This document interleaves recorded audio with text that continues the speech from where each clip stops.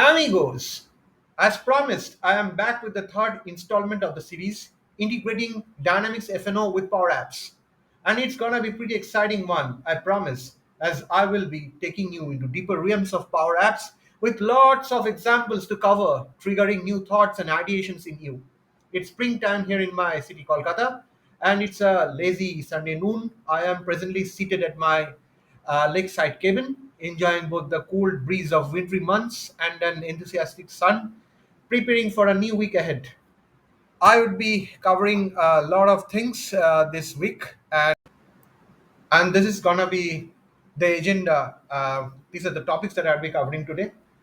I'd be starting with Power Automate, a little brush up. Some of my friends are suggesting to include a refresher of Power Automate flows in the series. And with that, I'd be showing like how to handle optional parameters in Power Apps. I'd also be including parsing JSON in Power Apps. There is a very important, concept which is known as the collect and clear collect. We are going to see like how we can use that. We are also going to see how we can create dependencies between controls. We are also going to include examples of further validations in Power Apps. One set of validations we had already seen in the episode one. I'll be covering more examples today. And finally, I'm going to wind it up with by showing how can you pine up your Power Apps in Dynamics 365 Finance and Operations dashboard. With that, let me take you to the demo now. And just in case you have not already subscribed to my channel, please feel free to do so and never miss an update. All right. So I have created a very simple screen, which contains of a pool ID, a pool name, and a company. I mean the legal entity, and all these things I have created. And as usual, I have bounded my legal entity drop down with the data that I'm bringing from Dynamics 365. And when I'm going to run this, it looks pretty much like this. So let me preview this, and it contains text. It contains a text for pool ID. It contains a text for pool name, and it contains a drop down to select the data area. So when I'm going to select a pool name like this, pool ID one, or pool test one, and the pool name as pool name, and if I press submit, it should be creating a record in sales order pools. So sales order pools is perhaps the very simple, the most simplest of all types of tables of Dynamics F&O, which has just three or four fields in it. I'm just going to create a record inside it using Power Automate. So what I was saying was it is going to create a record, and this should be creating a record inside this sales order pools, which is basically this table, that sales order pool table, as I was saying. And the structure looks like this: like the data area field is there, it should be able to provide the data area ID, which creates the record in the target legal entity. And I have my pool ID and pool name. So these are the three fields which I need to pass on to Dynamics 365, and it should be subsequently creating the record in this table. Okay, in order to do that, I have to create a flow in my Power Apps in my app. And to do this, I can click on this three dots out here on the left hand side, and I'll be able to see a Power Automate out here. So if I click on this Power Automate, it should be able to give me an option to add a flow. And by default, it's basically going to list out all the flows that are present as a part of my environment. So what are these flows? These flows are having some context of Power Automate with Power Apps. It's not going to show you all the flows, only those Power Automates which receives input a from a Power App. Only those Power Automate it should be able to show you. So I'm creating a new flow out here. I'm just creating on this new flow, and it should be able to provide you. It should be able to give you an option like you can select from scratch, or you should be able to start an already existing flow, or you should be able to select a template. So here are the few templates that are available, which you can click on see more templates, or you can choose to create from blank. And so I'm selecting create from blank, which should be taking me to the canvas where I can draft my flow. So what I will do is that I will first of all create a few inputs to my Power Apps. Say, for example, I'm creating uh, a field to capture the pool ID like this. And it's a text type field. Again, I'm clicking on add an input, and I'm declaring another variable called pool name. And thirdly, I'm declaring another variable called data area ID. So when I'm doing that, basically all these three fields I should be able to get from my Power Apps, and I would be able to make it flow into my Power Automate. Once this is done, I'm going to the next step. I'm clicking on this new step, and I should be able to create a connection. I should be able to create an operation. What is this? So essentially, a flow consists of two parts: a trigger and an action. So trigger is what triggers the flow to execute. An action is what the response which it is going to execute in response to the trigger that is coming in. So I am going to select here for our example, I'm going to select here finance and operations. Let it get loaded. Uh, there are various ways, before that, let me tell you, there are various ways to insert or communicate with Dynamics 365 from Power Automate. So the easiest way is to make use of a connector, Dynamics 365 Finance and Operations connector. So you can directly click on here, and it's going to validate based on your credentials that you have provided, and it should be able to uh, do the CRUD operations. But this is not always a very good choice, because there, this option is basically aimed for a very low ranged, very low volume record. Say, for example, I just want to update something instantaneously. I want to update something or insert something, delete something, on a real time basis. For all those operations, this is a very good choice. But if you have a volumetric interaction, say for example you want to pass on the employee salaries from one end to Dynamics 365, then this is not a good choice. Definitely, then you have to make use of there are other weapons, there are other ways to do this. And say for example you can make use of an HTTP post, or you can do a patch request, or you can do, there are several other options to connect to finance and operations, which is a different story altogether. So for now, just for this example's purpose, I'm going to show you how you can use this connector. So I'm just clicking on this connector, and it's saying that as already I have been authenticated, so I'm saying like create record or list items present in the table, delete record, execute action, get a record. Like that, it can do a numerous options. So I'm just selecting create record for now. So the moment I'm selecting create record, it is going to validate, it's going to do my validations with my credentials, like am I really a valid user. And then it is going to make me select which instance shall I be using. There could be more than one instance as connected to my instance of finance and operations. So I am selecting this instance of finance and operations.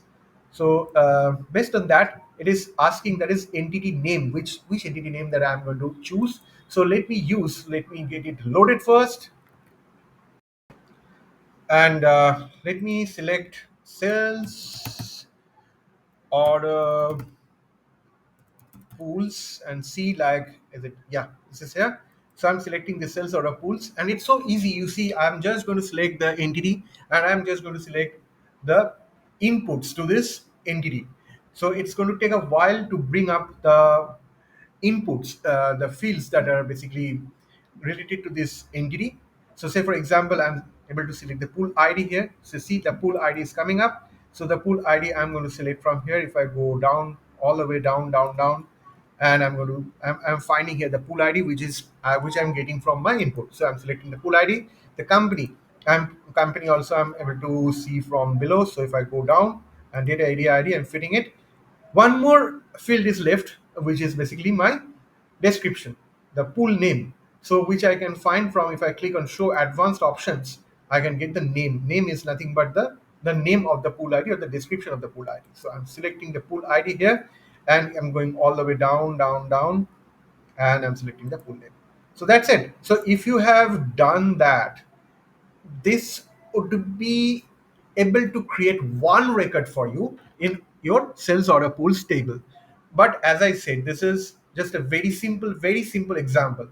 This is always not going to be the case. Like if the record, if the payload is very complex, if the record is having a composite entity, if the record is having, a long running process execution that needs that has almost close to 5,000 or 6,000 records, then this might not be a very good solution.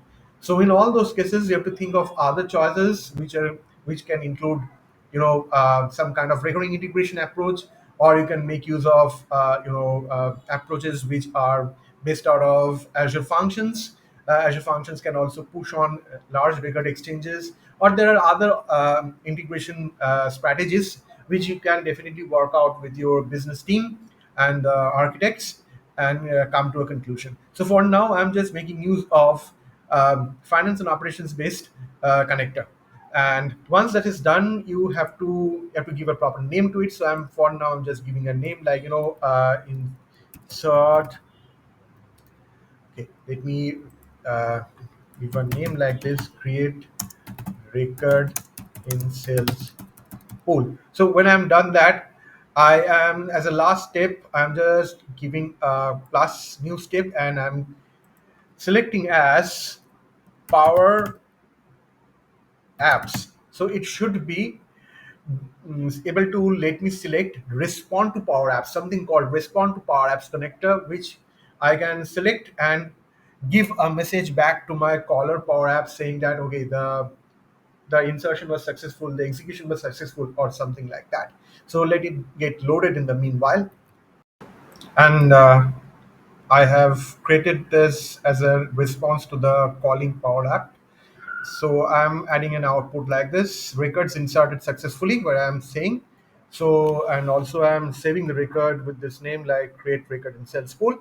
So when I've saved this is automatically going to add this up in my flows, in my Power Automate list, in my app.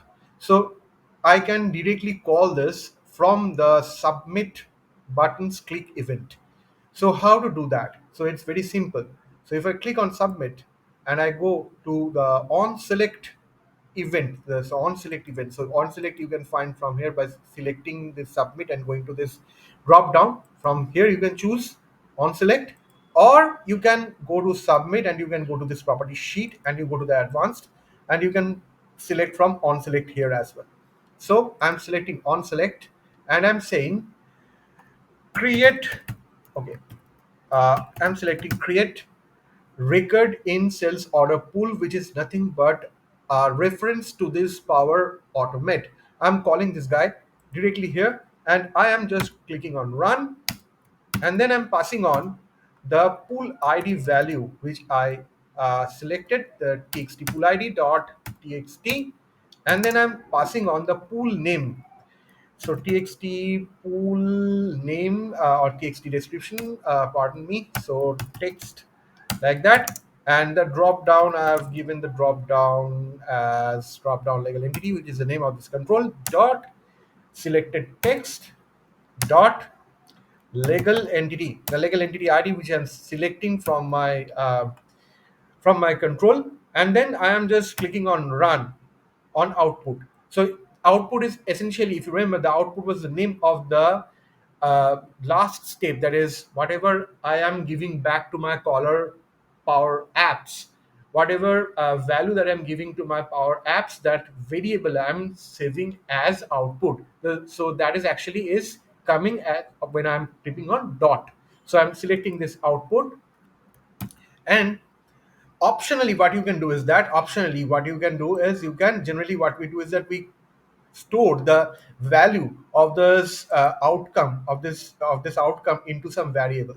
Okay, so that is why it is saying, okay, you are running it, but what is the effect of this run? You need to store it somewhere, because you're just calling it. Then what you are showing, that's why it's saying it's unexpected characters, because like that you could end it up all here, or you can store this in some variable. We have covered this like about the variables in a previous session. I mean, I think it was on episode 2.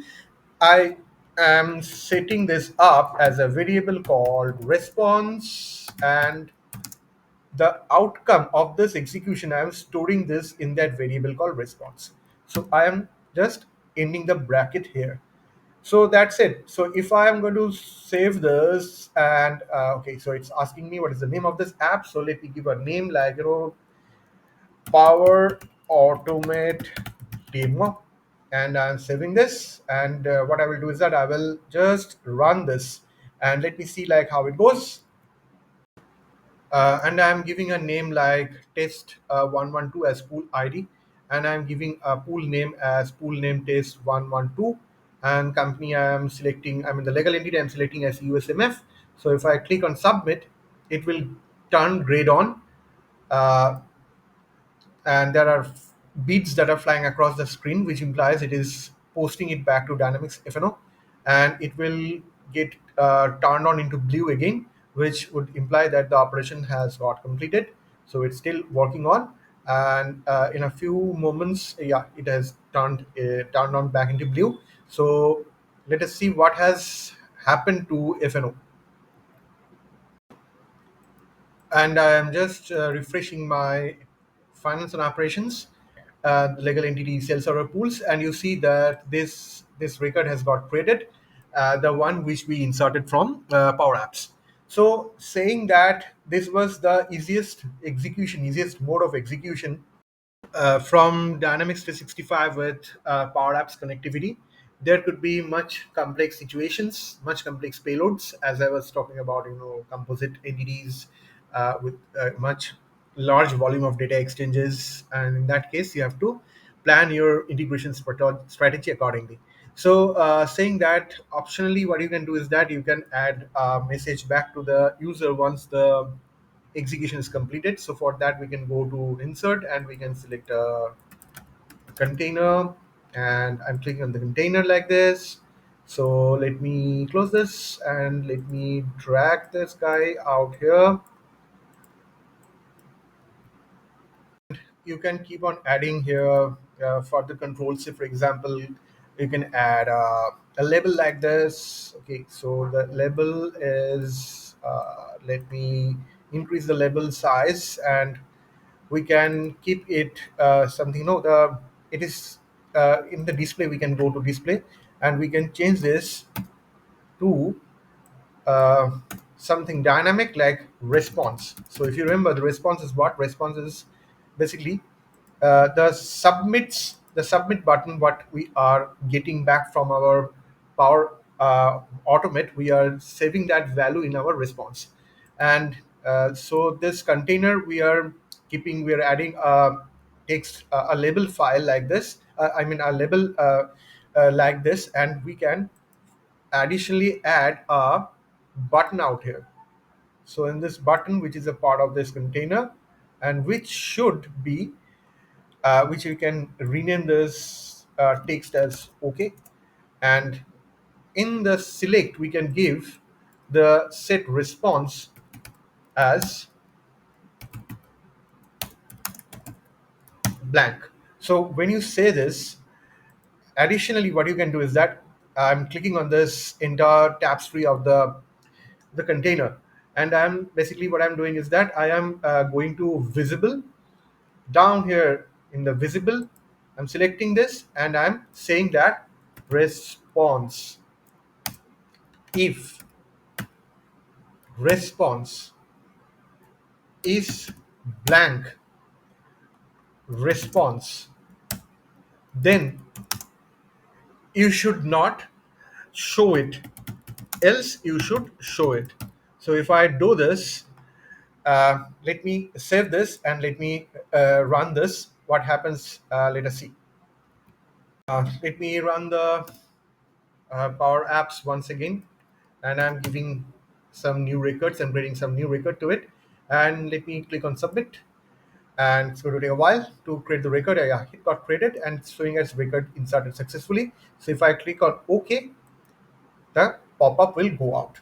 So this is a very small example which we are using Power Apps to connect with Dynamics 365 using a flow. So with that, this concludes the first topic of our today's agenda. Let me go to the next topic, which is basically passing on an optional parameters in our using our flow in our Power Automate. This is one more app which I have previously created. This is basically going to check the inventory of any item or items for a given legal entity with a site and location information.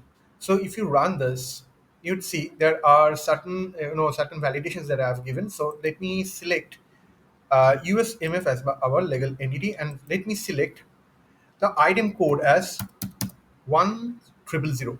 So if I select check for all sites, it will disable the site and location information. And if I click on submit, it will post some kind of a request to Dynamics 365 and will pull out a JSON response from Dynamics 365's inventory inquiry app or inventory visibility app, and display this information in our like this in our app, in our Power App. So this is designed, I'm not getting into how this has been designed because this is one different topic. Inventory visibility is a huge chapter altogether. I'm not getting into that. I am trying to explain like how can you do optional parameter handle so in our Power Apps. So as you can rightly guess, like this site and location, if I turn this off, I can give a site like this 1 and a location like this 13. So if I click on this, it will filter only for 1 and 13 for this item code. So you'd see the payload will change. It will remove the additional details. So you see the payload has changed, the response has changed. Only for 1 and 13 it is coming. Previously it was bringing for all sites and locations. Now it is only bringing for 1 and 13. As you can rightly guess, like this is an optional parameter. So somewhere some kind of a Power Automate has been designed in which I am optionally sending the site and location warehouse, I mean site and location information, uh, and sometimes I am passing or sometimes I'm not passing depending on my requirement. So how this has been done, let me show you. Like if I take you to the design and if I take you to the Power Automate, you'd see, like let me close this and let me open Power Automate. And so there is this Power Automate called Power Apps V2. So if I go to Power Apps V2 and if I click on this edit, I should be able to see the structure that is basically doing this, data fetching and all. So let it get loaded in the meanwhile. So this is how the flow looks like. And if I click on Power Apps V2, I'll be able to see like the input parameters. Look at the input parameters very carefully. You'd see the data area ID, the item ID, site, and location ID. These four parameters I am passing on. And these four parameters, out of this, the site and location are optional parameters. How am I doing that? Let me show you how. So if I click on here, you'd see make the field record as optional. So this one is checked. Checked means basically I have kept this as an optional field already. It is asking me to make this as a required field. Similarly for here also, I have kept this as an optional. That's why it is asking me to make this as a required field. So this is how you can make an input as an optional field to your flow. Just if you want to check here as data area ID, this is, you see, make the field as optional because this is required. Currently this field has been marked as required, and along with that the item ID has also been marked as required. That's why it is asking me to make the field optional. It's a toggling toggling input to the control that you are selecting, and you can optionally make it as required or optional. So the moment you turn this as an optional field, how you are going to pass this information to flow. How will you make the flow understand that it's an optional field? Because flow will always ask for the site and location. Like, how will it understand it's an optional field? So for that, what you need to do is that I'm just closing my design of this flow and coming back to my Power Apps. And if I go to submit, and if I go to the on select, I'll be able to see, like you see, there is a variable I have given as item quantity, which is obviously a string type variable, and I'm calling this Power Apps IMV query Power Apps v2. I'm calling this Power Apps from here, and here inside this I'm clicking on run. First of all, I'm selecting the data area ID, the selected data area ID value. I'm passing on the item code. Then I'm passing on text one. Then I'm giving a colon sign and I'm passing the site, and text two. Then I'm giving a colon sign and I'm passing on the location ID value. What are these colon signs imply? So these colon signs imply that these are two optional parameters. So if you give if you mention it as a colon sign, it will be able to understand, okay, so you're referring to this two fields or three fields or whatever fields you have marked as optional fields as optional, and optionally you can keep it as blank or you can supply some value to it. So when you do that, you would be successfully able to pass on the value to your Power Automate. Otherwise, it will throw an error saying that so and so input is mandatory and you must provide the value of it. And whatever are your variables, whatever variables you are using as optional parameters, you should encapsulate them in a second bracket like this. So if you don't do that, it won't be able to understand that it's a optional parameter or not. So this is how you can pass on the optional parameters to your flow from your Power Automate. So just exactly what we are doing, we are passing this as sometimes as an optional value. Sometimes you see I'm not passing the site and location IDs anywhere. I'm just clicking on submit and it's fetching the value of all the uh, item availability across all the site and locations for this item for this legal entity. And if I pass on a value like one, or like last time we sent 13, this time let us send 11, so it will filter me for the value of 1 and 11 combination for this item and for this legal entity. Yeah, it's fetching, and it has, you see, 1 and 11 only it's fetching for this combination. On all other site and location it is suppressing it. Basically it's not calculating. Okay, with that, my second topic is also covered. Let me take you to something a little bit complex, and watch out the next topic, which is understanding and decoding JSON responses in Power Apps from using Power Automate and Flows. And for this demo, I have created a very simple app. As you can see, it is going to accept the purchase order ID. You can select a legal entity for which you are going to do this inspection, and if you can click on submit, it would be able to fetch all the line details, all the items that are belonging to this purchase order. uh, so if I click on this preview the app, if I preview it, if I click on the preview, and if I provide the purchase order, and also I'm providing the the legal entity. Say for example, I'm selecting legal entity as USMF, and I'm clicking on submit. It is going to once again going to call some flow and going to get back the details of all the items out here. So if you want to double check, let me share my purchase order quickly. Purchase order which I supplied, and these are the lines with the quantities. Like if you go to right side, you will see the quantities that are there, and this is exactly what I am getting back from my Dynamics 365 Finance and Operations in my uh, Power Apps. So let me see. Let me show you how this has been designed. So obviously, by now you have understood the sequence. So in the submit, I am definitely be calling some kind of a some kind of a Power Automate, which is contacting finance and operations, and then I'm getting the response from finance and operations, which is nothing but a JSON payload response from this Power Automate, and I'm parsing the JSON response and showing this as as a gallery control out here. So how is this done? Let me show you. Let me show you the Power Automate design. If I click on the Power Automate, and so I've created a Power Automate called Get Purchase Lines. If I click on this purchase line and I click on Edit, it will show you the uh, the structure by which I'm procuring the details of the purchase lines. So you'd see, as contrary to the first example of first example of Power Automate, what how we created was, it was very simple by by calling the finance and operations connectors, and we were creating records in sales order pools.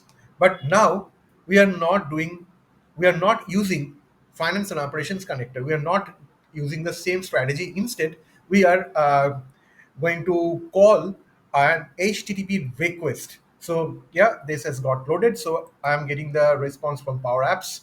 The purchase ID and data area ID. I'm getting the getting this value as my input, and then you see I'm not calling the connector, the finance and operation connector again. Instead, I'm calling an Azure Active Directory token, which I'm obtaining by getting doing a post, and then I'm getting the body. I'm in the body. I'm passing on the client ID, client secret, grant type, and the base URL in which I'm performing this. And the content type I am basically sending across as form URL encoded, content type as form URL encoded, and I'm getting the AD token value. And then I am calling the purchase lines by, how I'm doing this is basically I'm selecting the item ID. I'm selecting item ID. I'm selecting order quantity ordered. I'm selecting price unit. I'm selecting line amounts. You can select as many as fields as possible instead of returning the entire record of so many number of fields from purchase lines. I'm selecting only this hand few number of fields only, and I'm calling this endpoint, that is purchase line BI entities, and then I'm passing on the filter as purchase ID equals to purchase ID, which I'm getting from the first step, that is purchase ID, and the data area ID, which is also I'm getting from the first step. These two values I'm passing on, and this two is basically coming back to me as as a JSON response, which I'm passing on back to my caller flow. Caller app. So this is how is this done. You see, like, returning the value of the payload that actually I am getting from the above step. That is, the value is what. So this is, you see, the get line details, which is the above execution, the above HTTP request, which I am calling as a get request, and the payload which I'm getting, I'm referring to the value. What is this value that I'm talking about? You were calling this, this is an example of how you can filter your purchase lines with exactly the same purchase order which I have selected in my input. Like this purchase order I'm selecting in my query input. You see, this is the purchase order, and this is my USMF. So in response to that, the response comes like this. So I am referring to the value as in the this array, the array of the line items I'm getting, and I'm sending across back to my calling Power Apps. Let me show you how am I doing this trick. Okay, first of all, as you can understand, like calling, I am calling the flow called the get purchase lines, which I just showed you. I'm calling this flow, and I'm passing on the purchase ID and the legal entity which I'm selecting as its input parameters to this flow, and I'm saving the response as a JSON response into this string variable. Next, I am clearing a variable which I have defined in the successive step called the call parse line table, which is basically I'm defining just in the step below, which is for all table parse JSON in response. So this response, I am basically parsing it. So it's a very powerful method which converts the string into a JSON object, and I am basically, as if you remember, like we are returning the value which is the array collection of my purchase lines items. And this table, I am filling up this variable which is nothing but a purchase line table, and I am filling up this table into this variable. And what are the the fields of this table? Item ID, quantity, price, and line amount. I'm selecting this from the payload of the purchase lines. And exactly this is the code which I have written in the on select event of my submit. That is what I've done here in my submit button. So if I click on the submit button, I'll be able to see the same code which I just showed. It is exactly written like that. So uh, when I've run this, basically this has created inside the variables. If I click on this X, I'll be able to see all the variables that are present in my application, in my app. And I have created a new collection called call parseline table, which is a table type of variable. So if I click on this and view table, I'll be able to see for now it is 0 rows because I have not run it as yet. So let me cancel this and rerun it. So if I run this right now and if I click on submit by giving a value of purchase order, and if I click on submit, and it will post the Power Automate, and it is populating back the gallery control.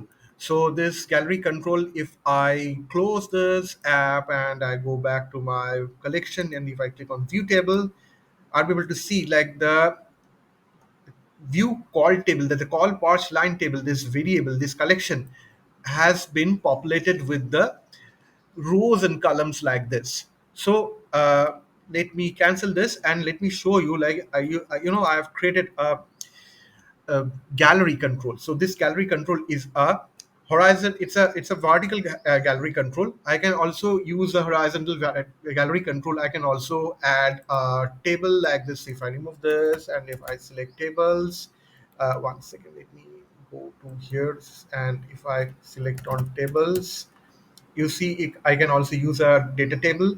I can also use galleries, which are vertical gallery, horizontal gallery, and I can dynamically keep adding my data sources like this by parsing the JSON response returns from your Power Automate and feeding them into my controls. So that is how you can parse. Always remember to use make maximum use of the parse JSON and fill that up into your tables, and make use of for all so as to make your JSON be looped through all the arrays of your response variable. So that's it. Like this is a small example of using parsing the JSON responses, and you can take it forth to response to to go through all the JSON responses as much as possible. So with that, this topic is also concluded. Let me go to the final topic, which is basically how can you use your Power Automate to make a control dependency. I have created a very simple app once again, which can help you to update a customer address. Although we are not going to update any customer address, just to give you the flavor, how to implement this kind of a control, dependency, one control depending on another. I have introduced the screen. So how is it working? Is you see the country is there. Inside the country, the state is dependent on the country, and then the city is dependent on the state, and finally the postal code is dependent on the city. So if I change the state to from Karnataka to Andhra, so you see I would be able to see a different set of states, different set of cities. And if I change this city to Hyderabad, to a different city, I'll be seeing a different set of postal codes. So, say for example, I'm changing this to Mumbai. I'm into Maharashtra. The state level, I'm changing this to Maharashtra, and you see the cities, the set of cities are going to change, and it is taking time to query back to the Dynamics 365, and it is going to come up with a different set of states. So you see the Mumbai in that under the Maharashtra, this city has come, and based on that, I this postal code has changed too. So if I'm just selecting Mumbai for now, and I'll be able to see a different set of postal code has come. And let me change this to anywhere. Say for example, if I change this to West Bengal, and again the set of the cities will change accordingly from just let us wait to change the set of cities under West Bengal. And this city has come, the Kolkata, and unfortunately there is no postal code under Kolkata. That's why it is coming as blank. So like that, you can change the you know, cities, the states, and accordingly, the dependent controls are going to change. So, say for example, once again, I've selected a TM, which is Tamil Nadu, and from Tamil Nadu, the state of cities will change too. So you see the Chennai has come, and the postal code by default, the postal code is this. These are the set of the postal codes that are available with Chennai. So this is an example of how you can do this. So you can also change the country from IND to any country, and according to the set of states, city, and the postal codes will change accordingly. So how is this done? It's done by using, what I've done is that I have basically created a country out here. So this is country is a drop down, and this is pointing to finance and operations uh, data data entity, that is address country region, and out of that I'm selecting the country region as the drop down value. So this is the set of values that I would be able to see when I'm going to perform a lookup. Then I'm adding a state. State is basically once again the address states. This is the name of the OData entity that I'm using from FNO.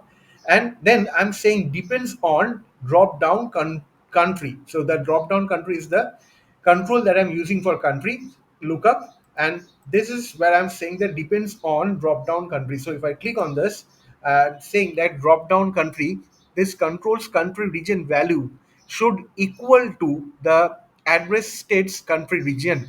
So if I say that it is in the items, it is filtering address states country region is equal to drop down dot selected dot country region.